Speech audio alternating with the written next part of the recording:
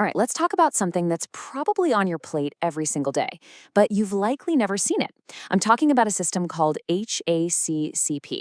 Think of it as this: invisible guardian angel for your food, making sure everything you eat is safe.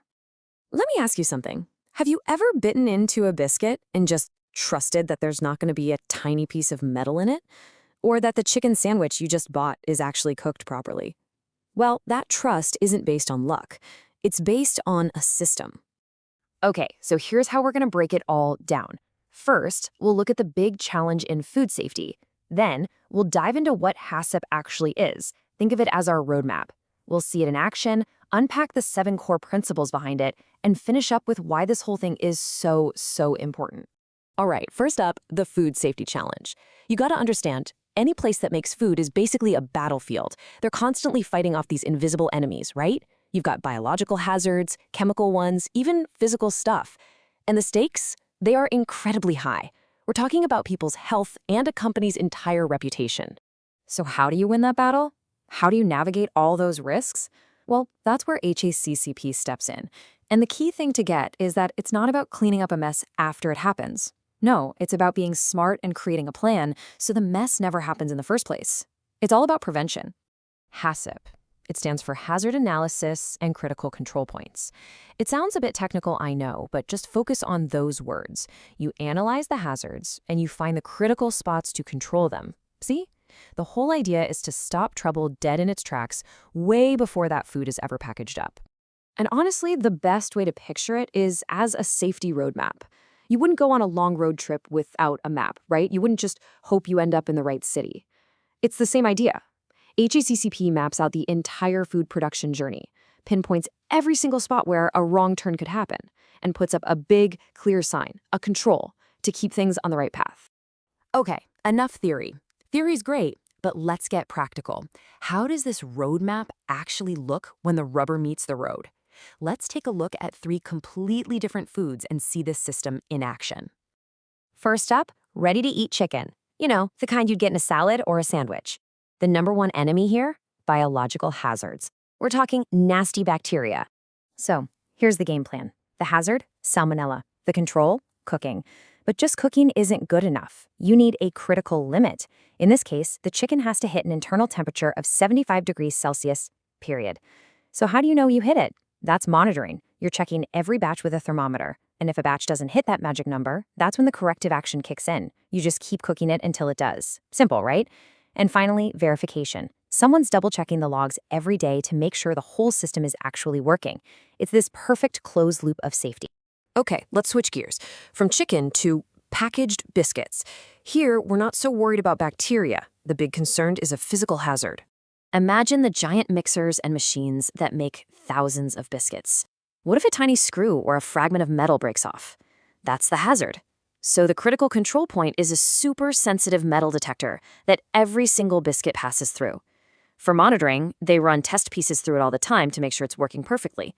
And if that detector goes off, the corrective action is immediate. The whole line stops, and every product from that batch gets checked again.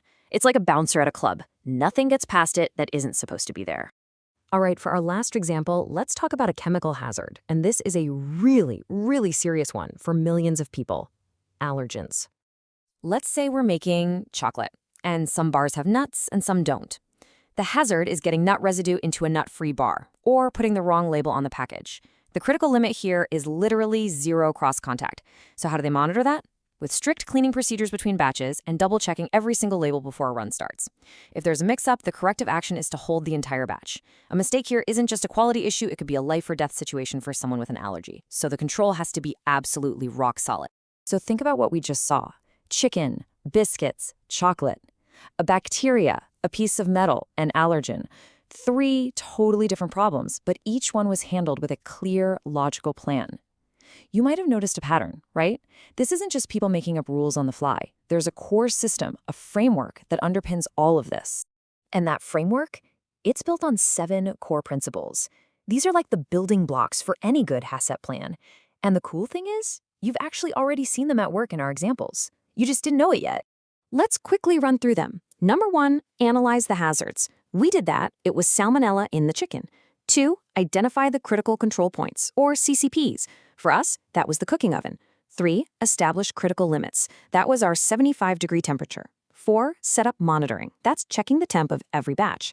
5, have corrective actions ready. That means keep cooking if it's not hot enough. 6, verify the system works, like a manager reviewing the logs. And finally, number 7, documentation. Write everything down. Those 7 steps, in that order, are the heart and soul of HACCP. And let's talk about that last one, documentation, because it is so important. Here's what a simple log might look like. In food safety, there's a saying, if you didn't write it down, it didn't happen. It doesn't matter if you did everything perfectly, if there's no record, there's no proof. These logs are the evidence that safety isn't just a goal, it's a reality. Okay, let's pull back from the details for a second. We've seen how it works, the nuts and bolts, but what's the big picture? Why does HACCP matter so much across the entire food industry? Well, it really comes down to 4 huge benefits. First, and most obviously, it prevents problems. It stops bad things from happening. And because of that, it protects consumers. You and me. When a company does this consistently, it builds trust. You know you can rely on their products.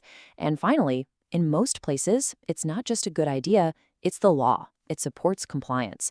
It's just good for everyone, from the business to the buyer. And hey, if you're thinking about a career in the food industry, listen up. Knowing HACCP isn't just a nice to have on your resume. It is absolutely essential. Quality assurance people live and breathe this stuff. Production supervisors use it every single day. It's the foundation for more advanced certifications. More than anything, it's what creates a real culture of safety in a company. So when you boil it all down, it comes back to this one powerful idea. HACCP is about being smart, being prepared, and preventing problems before they can ever reach a consumer. It's the system that protects our food one critical step at a time. And it leaves you with a pretty serious question, doesn't it? The question isn't, can a company afford to do this? It's, can they really afford not to?